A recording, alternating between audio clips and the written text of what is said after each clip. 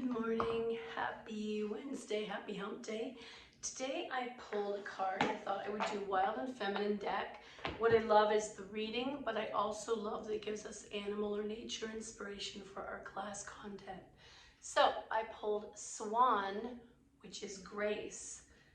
And what I love about Swan and the idea of grace is even when you're practicing yoga, a lot of people think going into pigeon for a long time is a sign of a good yogi. I don't know where the idea in yoga asana that being an acrobat or a gymnast or a Cirque du Soleil person gave us a measurable success rate for our yoga practice. Our yoga practice is actually personally in here and how it applies to your life and how you intertwine it in your life. I agree that when I first started practicing yoga, I would see other people around the room doing these massive pigeon poses, and some teachers would have us hold it for 15 minutes. We thought that the longer we hold this pose of discomfort, this extreme rotation of the hip, that somehow I was a better yogi. And it took me going to several different teachers who cared more about the philosophy and the thought behind what was happening in your body, in your mind, and your heart, than what did that pose look like. And Swan is a perfect example. It takes a lot of not caring what other people think to be in a class full of yogis doing extreme pigeons, and you shift into Swan. You listen to your body and you do what you need in that moment. So let's see what Swan has to say in this beautiful book. The opposite of grace is failure. Grace is always raining down on us, but we have to learn to cup our hands and capture the drops, or we will go thirsty. Krishna Das, he's a famous yogi, but he's also famous for his yoga mantra music. If Swan has appeared to you, you may be well delighting in its unequivocal generosity of spirit. Who wouldn't want to be in alignment with grace? The blessing of divine grace, the good graces of others, the three graces of ancient Greece, who bestow charm, beauty, and creativity, or the mythic swan who elegantly transports us to heavenly realms. I never heard that. And it is funny, in our culture, for some reason, we think a swan is somehow elevated above other birds, when actually it's the same as a Canada goose, same family. If this is where you find yourself, close your eyes, exhale, and bask in a state of grace. And some might think that Shavasana is that state of grace. Unconditional and ever-present, grace represents the essential nature of the universe. And I like that image of the universe like a set of hands cupping us in this grace. We are all born in grace, yet this gift may feel elusive when you find yourself stumbling on uneven ground. If Swan has favored your hand today, but you believe you have fallen from grace, it may be time to open to the deeper wisdom that failure is no disgrace.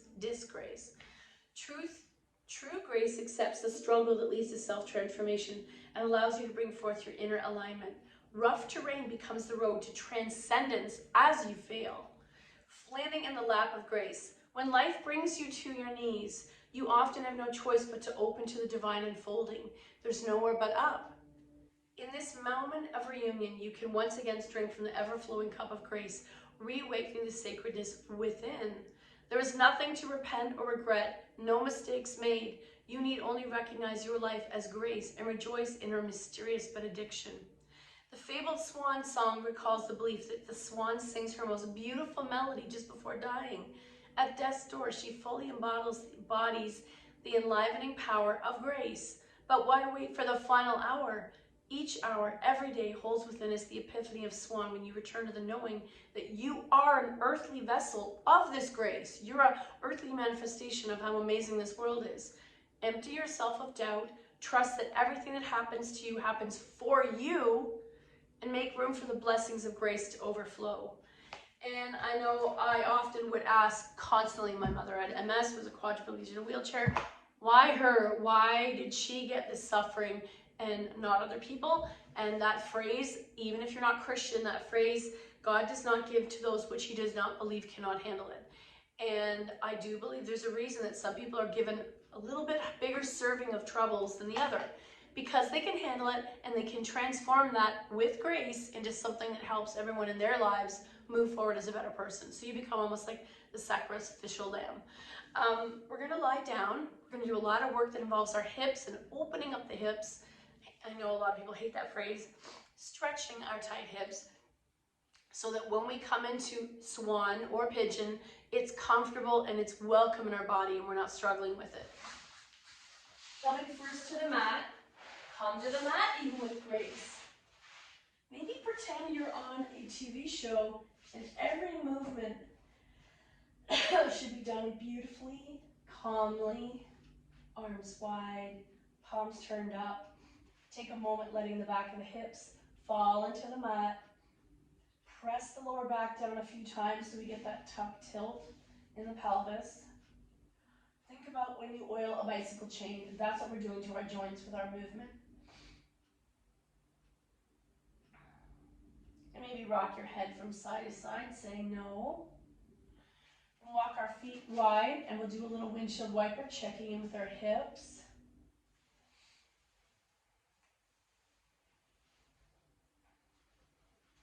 Next time your knees are to the right, go as low as it feels good. Pressing that left knee towards the earth, waking up the left hip and thigh. If there's discomfort in your knee, you're not doing this. Center. Now to the left.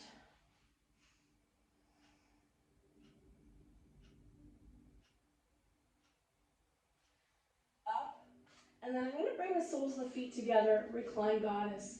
Not only is the name of this pose beautiful, the intention is beautiful. Everything falling open equally from the center with no effort on your part, and gravity is holding you and at the same time opening at the inner thighs. Let's take 5 breaths here. Inhale 1. Exhale.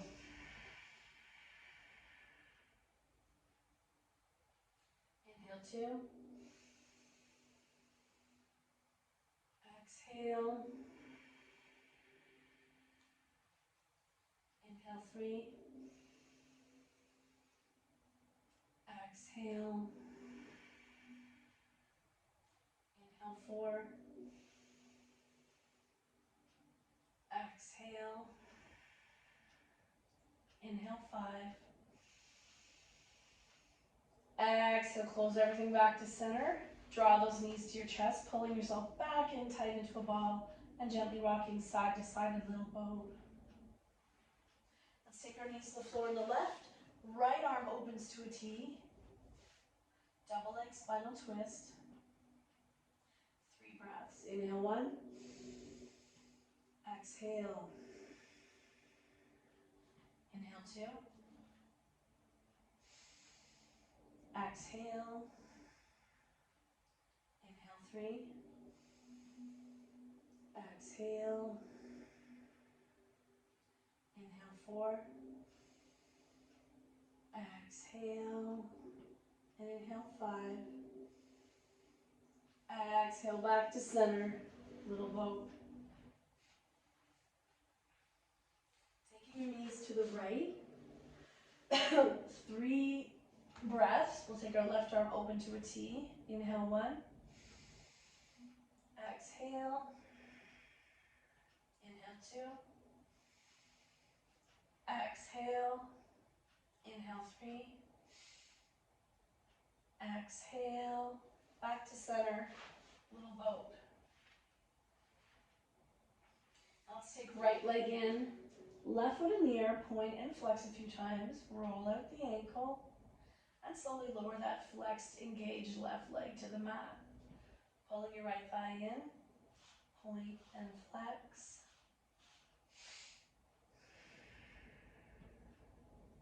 Let's do 2 breaths here. Inhale. Exhale. Inhale. Exhale. One more time. Inhale. Exhale. Left hand takes right knee over. Single leg spinal twist. 3 breaths. Inhale 1. Exhale. Inhale 2. Exhale. And inhale 3. Exhale back to center. Little boat. Left leg in. Right leg in the air. Flex. You're going to point and flex a few times. Roll out your ankle. And then flex that leg, slowly lower it.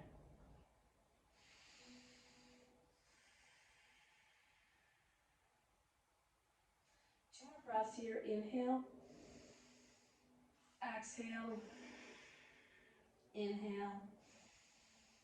Exhale, right hand takes left knee over. Single leg spinal twist. 3 breaths. Inhale 1. Exhale, go a little deeper. Inhale 2. Exhale. Inhale 3. Exhale back to center. Let's either do little boat or egg beaters. And then we'll take those knees wide, hold the knees, legs can either dangle or you can flex. So you're coming to that shape of frog that we will be visiting later. 2 breaths. Inhale 1. Exhale. Inhale 2. Exhale. Coming into setup for happy baby. Inhale 3. Exhale. Option to come into full happy baby. 3 breaths. Inhale 1. Exhale. Inhale 2. Exhale. Inhale 3. Soles together. Pause. Inhale 1. Binding if you can reach. Exhale. Inhale 2. Exhale. Inhale 3. Exhale one more time. Recline goddess. Should feel a little easier in your body now.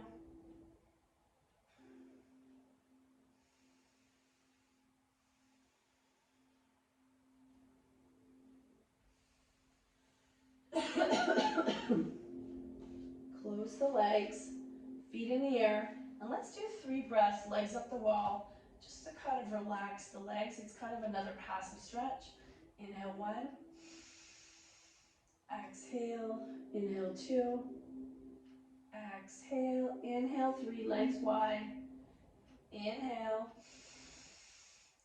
Exhale. Inhale. Exhale. And one more time. Inhale. Exhale. Close the legs. Grab your strap. Support the right leg as you lower the engaged left leg. And let's massage. Check in with your beautiful right leg. Point and flex. Strap to the ball of the right foot. And you might stay still or you might stir this leg. And we'll take both straps into the right hand. Leg out to the side. Left arm to a T, so there's that idea of opening up of a clamshell. Both sides equal, and gravity works here, gently stretching both sides. Inhale 1. Exhale. Inhale 2. Exhale. Inhale 3. Exhale, leg to the sky, strap in the left hand across the midline. Inhale 1. Exhale, inhale 2. Exhale, inhale 3. Back to the sky, get rid of the strap, little boat. Feet in the air, point and flex. Right leg's gonna lower all the way down and give some love to your left leg. Strap to the ball of the left foot. Excuse me. And I'm going to stir this leg, checking in with my mobility today, my range of motion. Both straps in the left hand. Take that leg out to the side.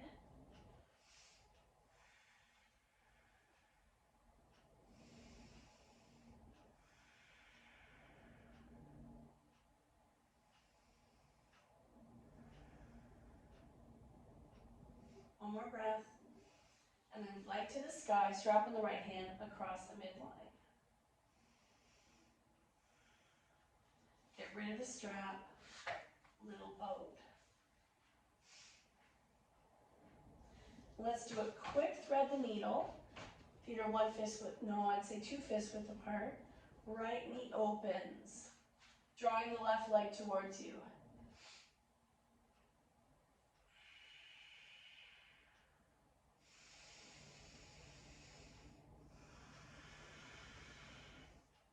From here, let's turn this into shoelace, crossing right over left, grabbing your opposite flex feet or ankles, and you try to stack those knees very similar to cow face, and then draw the feet towards you. And shake it out. And not everyone can reach. I have freakishly flexible hips. Left foot flexes onto right knee. Open the gate. Pushing that left knee away, foot is flexed. Drawing right knee towards you. Continue to press that left knee away.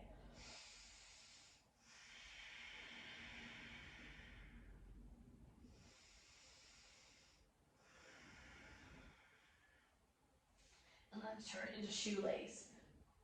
Knee stack. And grabbing opposite feet or ankles. And then shake it out. Roll on your side. Help yourself come up. And we'll do to choose whichever child's pose suits you.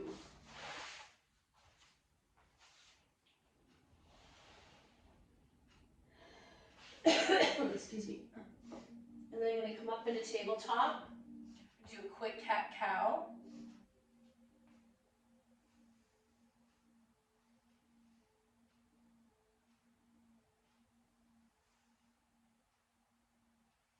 You're just flowing back and forth.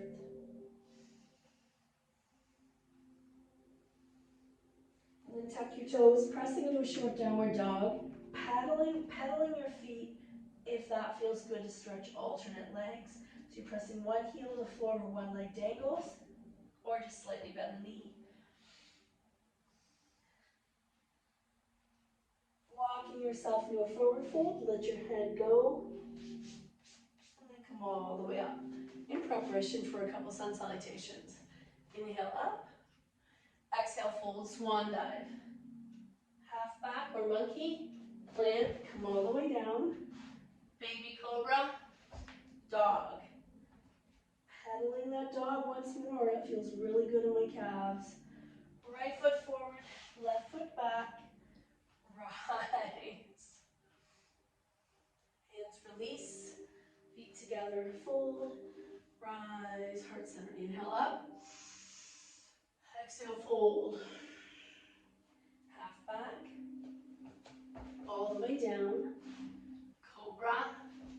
Dog. Option to pedal. Left foot forward, right foot back. Rise. Hands release. Feet together, fold. Rise, heart center. Inhale up. Exhale, fold. Half back. All the way down. Cobra. Dog. Right foot forward. Left foot back. Hands release. Option to try to straighten this leg for another little stretch there. Feet together. Fold. Rise. Heart center. Last side. Inhaling up. Exhale, fold. Half back. All the way down. Cobra. Dog. Left foot forward. Right foot back. Rise. Release. Option to straighten that left leg. Feet together. Fold. Rise. Heart center. Nice. So, another piece I like to do in between for quick hip. Coming into squat. If your heels don't fall to the ground, and this is a struggle for you, I'm just going to demonstrate. Excuse me. You could roll up some of the mat. You make a wedge, and I'm putting only my heels on this wedge, widening your stance and coming into squat. Option to stay here. Option to use blocks. Option to use the wall. I can't do it because I'll wreck that. So let's come into our squat one more time.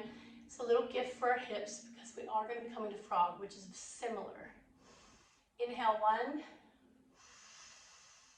Exhale. Inhale 2, my elbows are pressing the thighs open and the thumbs are at my sternum, just under my chest. Inhale 3. Exhale. So for frog, we're going to take our mat. We're going to go sideways. You're in a tabletop position. Ankles out, if that is available to you. Walk, walk, walk, walk, walk, walk. Excuse me, not everyone knees are comfortable with this. Option to come into Sphinx. Option to go deeper and wider. Option, I like to come forward and then to stretch that inner thigh, inner hip, press the bum back. That's the part that kills me. Forward, back, forward, back. Woo. And to get out, that's the part that no one likes. Inchworm in. Okay.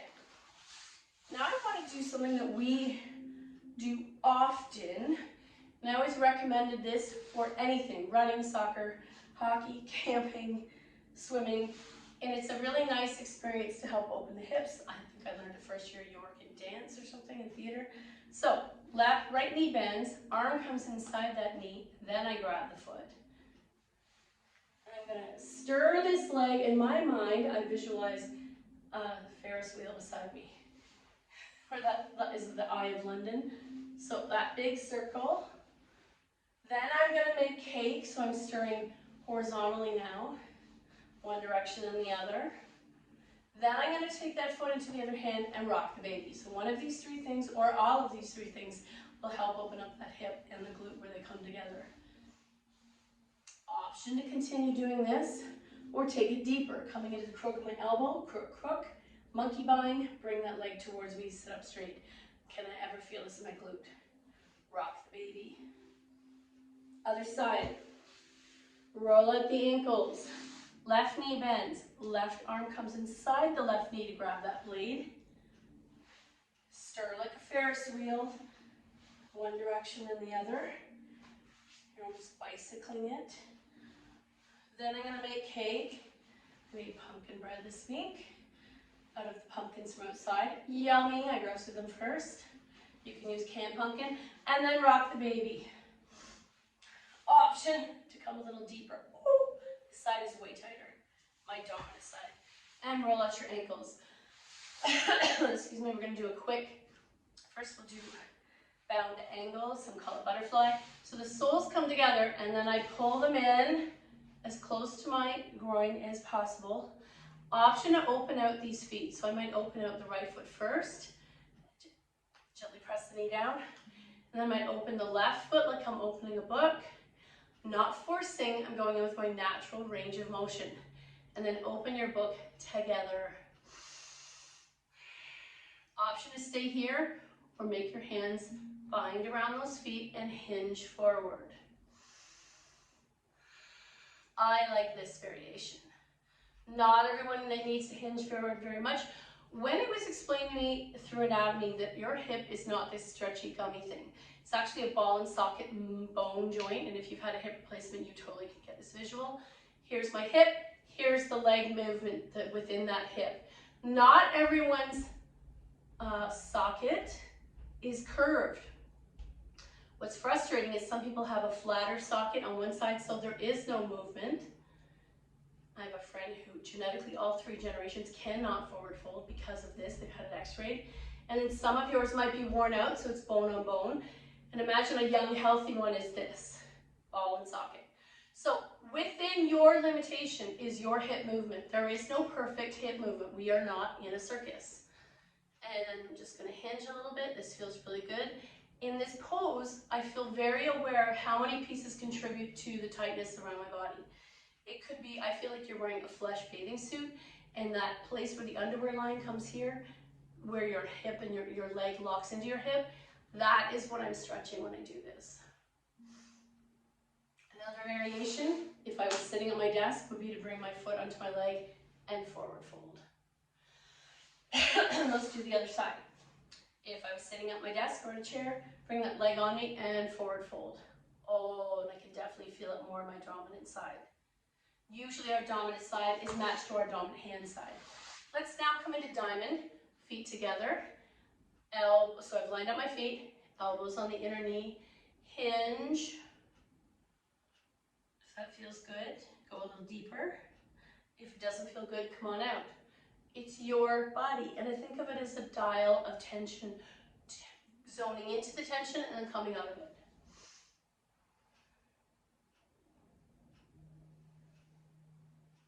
One more time. Your choice how deep you go. And then come on up. Okay, let's get ready to do our pigeon. I am going to grab some blocks because that is the safer wet method. First, we're going to come into tabletop and we want to work on swan, which is the softer, gentler version of pigeon. I'm going to do the opposite of what I normally do. Left knee towards left wrist crease, right leg walks back. And I'm wearing black pants. Someone pointed out to me once, I think it was Yana, it's so hard to see sometimes because of the black of the black. Knee in line with ankle. I'm not pivoting out, but there's a beautiful stretch happening in my right hip here. I can add a tiny back bend, or I can come into Sphinx, or I can stack my fists. I'm going to stay here. Let's take 2 breaths in swan. Inhale 1, exhale, inhale 2, exhale, help yourself come up, back to tabletop, and we're going to switch. And even if you know you can do pigeon, can you for a moment see what swan feels like in your body? It's like having a backup plan if ever you're not feeling yourself. Right knee forward, left leg back. It's hard in our ego to sometimes dial back and do the softer version of something. As my teacher always says, just because you can doesn't mean you should. So I'm either upright, tiny back bend, Sphinx, or stack fists.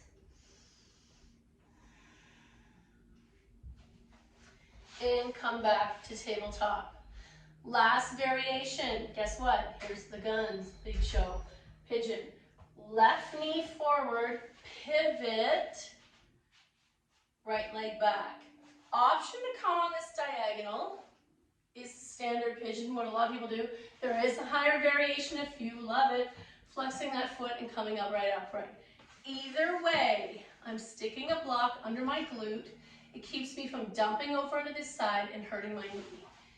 Coming into Sphinx or stack fists. Inhale 1. Exhale. Inhale 2. Exhale and inhale 3. Help yourself come upright. Let's come back to tabletop. Excuse me, and we'll do the other side. Right knee, right wrist crease. Pivot that leg to whatever feels good in your body. Left leg back. Block under your right glute. Maybe 2 blocks. Listen to your body. Or turn on its side. Upright is a tiny back bend. Sphinx or stack fists. 3 breaths. Inhale 1. Exhale. Inhale 2. Exhale. Inhale 3. Exhale. Upright. Get rid of that block and bring your leg around. So, old school, yeah, we would have said, let's hold that for 15 minutes. New school, let's just be kind to our body and enjoy that moment. It doesn't have to be 15 minutes. So our final reading is Richard Wagamese, our beautiful Indigenous writer. Oh, I can never tell if we've read these or not.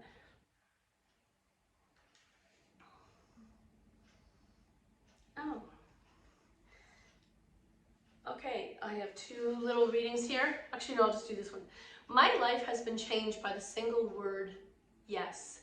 Leaving school at 16, having only completed grade 9, I was untrained and unskilled at anything. I struggled for years, homeless, in dire poverty, lost. Then one day a possibility was presented to me to be a storyteller, and I said yes. A journalism career, more than a dozen books, and numerous honors later. It's all because of that word, yes. There are 1,000 ways to say no, but can't, it's impossible, it's too late, but there's only one word for yes. With your whole being, when you do that, when you choose that word, it's becoming the most spiritual word It becomes the most spiritual word in the universe, and your world can change. Tell the story for the story's sake. Leave your expectations, ego, and doubt at the door, and use the story strategy to do your work. If your worries matter that much, you can pick them up when you're finished for the day and get back on them. Thank you so much for your effort. The good in me sees the good in you. Namaste.